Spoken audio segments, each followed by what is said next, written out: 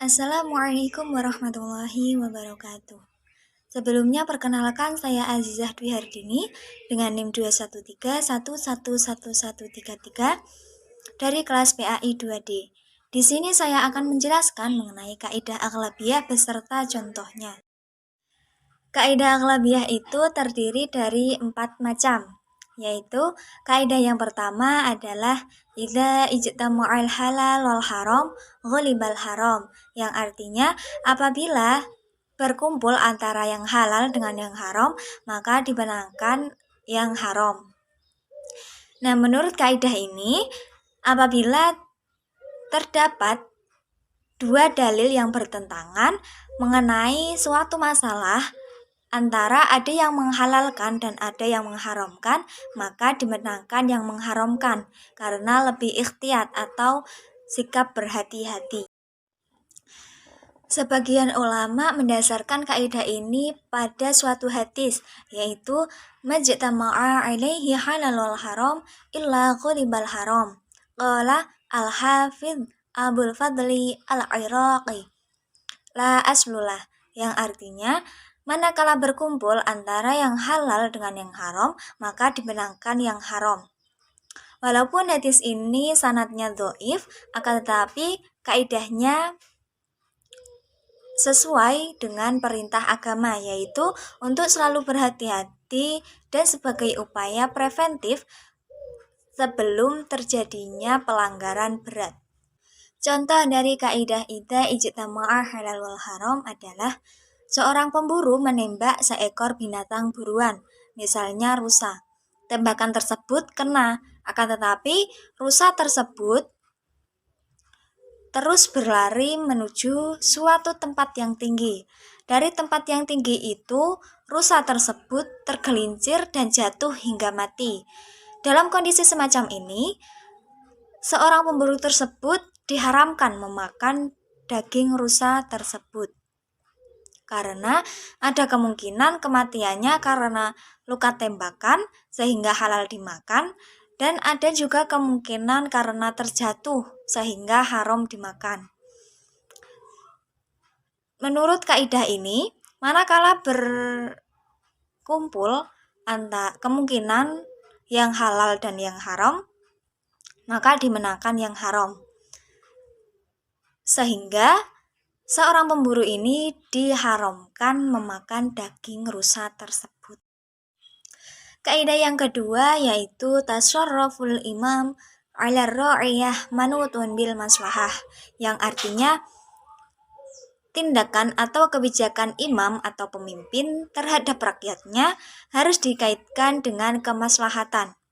Kaidah ini menjelaskan bahwa setiap kebijakan pemimpin itu menyangkut hak-hak rakyatnya, maka harus memperhatikan kemaslahatan rakyatnya secara keseluruhan, bukan kemaslahatan perseorangan atau kelompok saja.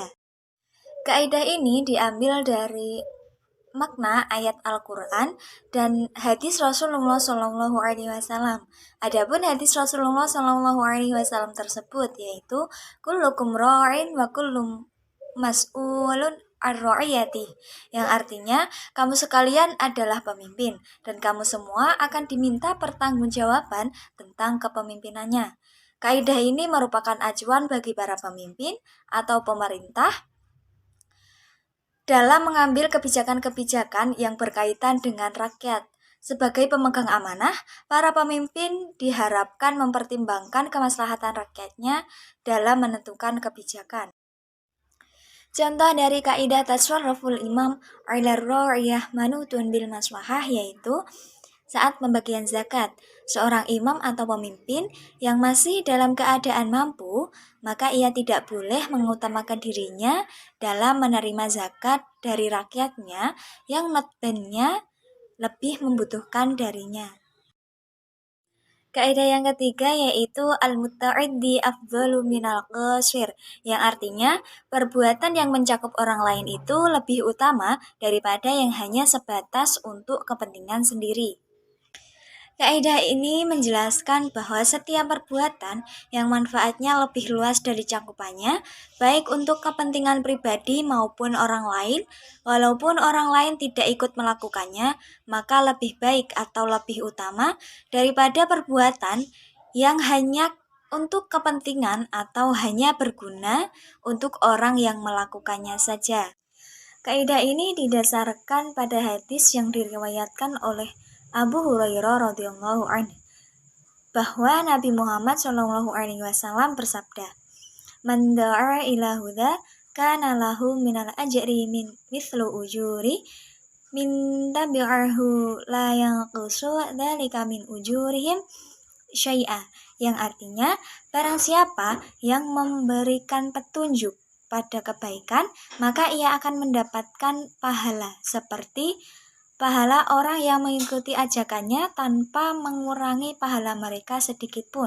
Hadis riwayat Muslim. Lebih jelasnya lagi, Imam Syafi'i menyatakan bahwa menuntut ilmu syar'i seperti ilmu fikih, tafsir, dan sebagainya itu lebih utama daripada melakukan sholat sunnah. Sebab pahala sholat sunnah hanya terhenti pada orang yang melakukannya saja. Sedangkan pahala menuntut ilmu tidak hanya berhenti pada amalan itu saja, melainkan bermanfaat bagi banyak orang. Contoh dari kaidah al-muta'iddi afdalu minal qaswir yaitu apabila datang seseorang yang meminta untuk dibimbing dan pada saat itu adalah waktu mengajarkan ilmu kepada orang yang tidak paham, maka yang paling afdal adalah membimbing dan mengajarkan ilmu tersebut. Contoh lain dari kaidah ini yaitu apabila ada orang lain yang ingin diajari membaca Al-Quran, nah itu lebih utama atau lebih baik daripada membaca Al-Quran dan berzikir sendiri. Kaidah yang terakhir yaitu al-aslu fil mu'amalah al-ibahah hatta yadullu dalilu ala tahrim, yang artinya pada dasarnya dalam segala bentuk transaksi dan muamalah itu boleh dilakukan, terkecuali jika ada dalil yang melarang dan mengharamkannya.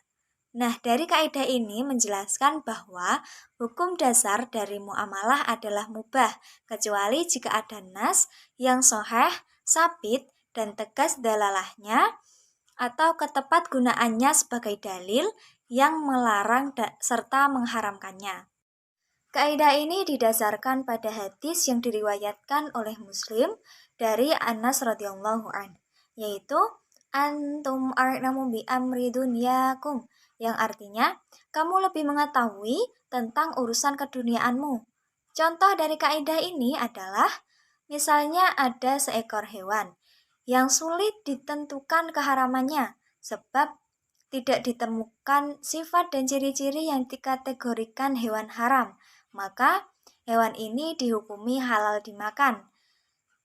Demikian juga jika ada jenis transaksi yang tidak jelas unsur-unsur yang mengharamkannya, maka transaksi ini boleh dilakukan.